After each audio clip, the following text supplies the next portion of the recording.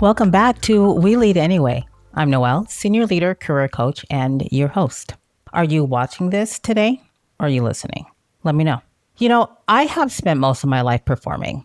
And no, not on stage. Although, let's be honest, same energy. But performing a version of myself that was just palatable enough, just small enough, that people would let me stay in the room. And I knew I was doing it, but I also thought that was just my personality. And it was, but the personality was created as a survival tactic. So I'm going to tell you how I got there. I was born and raised in Utah. And before you say anything, I know. I was literally one of the only people of color in the entire city. In my school, I think there were 3 of us, but 2 were twins. Does that even count? I'm going to call it 2.5. So from a very early age, I was different, visibly, undeniably, unavoidably different. Fine. And when you're that different in a place like Utah, you learn fast. You learn to make people comfortable with your presence because the alternative is exhausting in a way that is very hard to explain to someone who has never had to do it. Now, to add to that, and I say this with full awareness of how it sounds, I was also one of Jehovah's Witnesses. You said pick a struggle. I said hold my beer. So now I'm the Black kid and the one who doesn't celebrate birthdays, holidays, and has to sit in the hallway during the class Christmas party. This popularity thing is going to be breeze. But here's the thing about being one of the only Black families in a very white, very religious community. The expectation of perfection. It wasn't optional.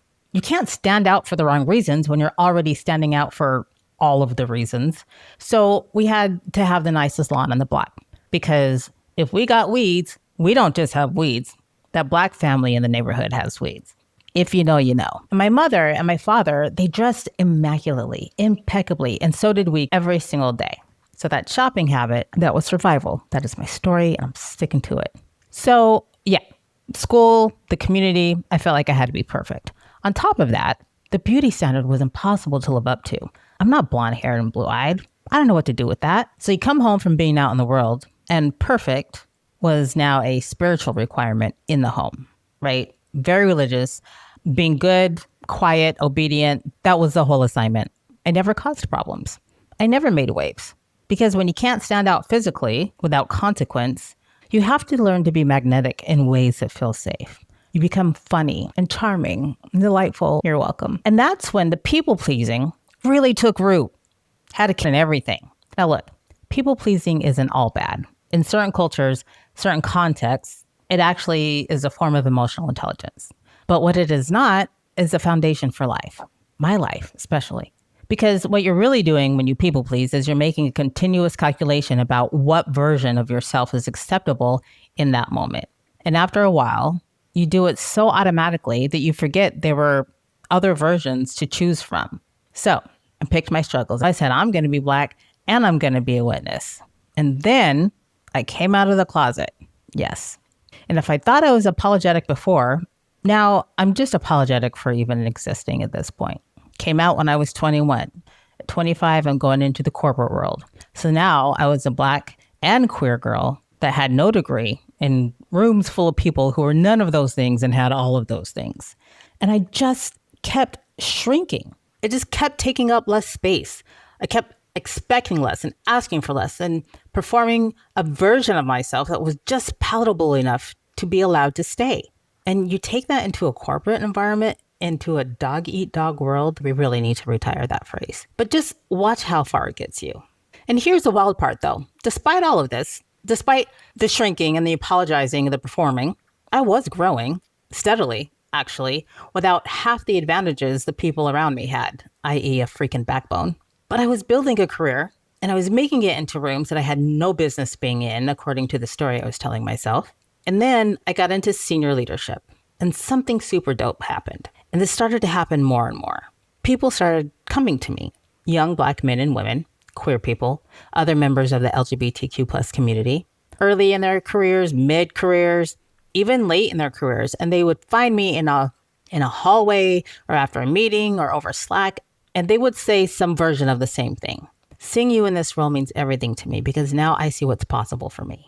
And I had to sit with what that meant for me because I had spent decades being unable to advocate for myself, unable to take up space for myself, unable to say, I deserve to be here. I deserve to be heard. I deserve to be more than what I'm asking for. You hear me say, go take up space after every single episode. That's a rally cry, not just for you. It's an affirmation for me. So these people that are coming to me, even though I had never been able to really advocate or stand up for myself, for them, I could do it instantly. For them, I had a voice. For them, I could walk into any room and say whatever that needed to be said with my whole chest. And eventually, I had to start borrowing that energy for myself. I started advocating for myself that way, and that changed everything.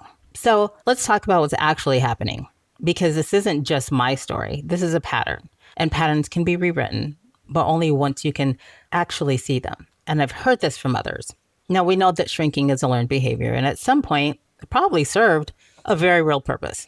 For me, it kept me safe in environments that I didn't feel I belonged in. It kept peace in a household where peace was required, and it kept me in rooms I might have otherwise been pushed out of.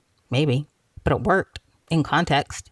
The problem is, survival patterns don't check in when the threat has passed and say, we good? Can our stomach stop hurting now? They just keep running because that's what patterns do. They run until you interrupt them.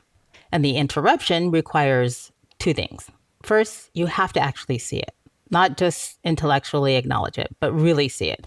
Catch yourself in the moments where you see the apology in your posture, in your email tone. Notice when you say, hey, sorry to bother you, or this might be a dumb question, but. And then second, you may not be able to do it for yourself at first, and that's fine. If you are deep enough in the pattern, the idea of advocating for yourself can feel genuinely terrifying, like too much exposure, or like you don't deserve it even. So find yourself a proxy. Find the person you would do it for when you can't do it for yourself. If that's the younger version of you, even better. The person coming up behind you who needs to see it's possible, or the community you're a part of. But borrow the courage that you have for them until you can build your own for yourself. Because here's what I can tell you from experience. The more you do it for them, the more you realize that you were always capable of doing it for you. You just needed a reason that felt bigger than your fear. And then one day you just move differently. You walk into rooms differently. Now you stroll into meetings with BDE and you realize the only person who needed convincing was you. Always, right? I'm not going to stand here and tell you that I have it all figured out. Survival patterns are layered. They keep sneaking back up on me like I'm brand new. They just come back with a mustache and funny glasses. I thought mine was over and done with. And then I got into a job that made me question my entire life. I questioned everything.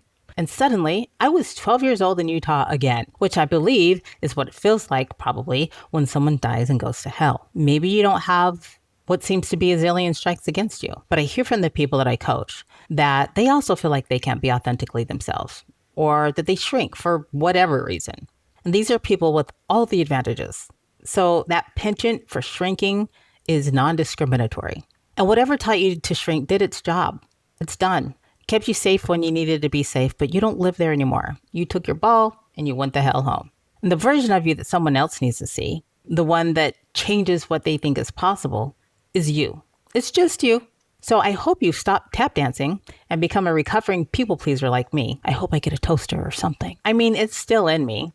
It's that nagging voice that I hear that's like, oh no. I don't know if you're good enough. I don't know if all of the things, all of the success that you've seen in the past is real. Actually, he's kind of a nightmare. Yeah, my inner voice, it's a guy. I call him Harold. He sounds like Alex Jones. It's a whole thing. If you have a topic you'd like me to discuss, email me at noelleleadsanyway@gmail.com. And if you're interested in personal or professional development, visit leadwithnoelle.com. Until then, go take up space.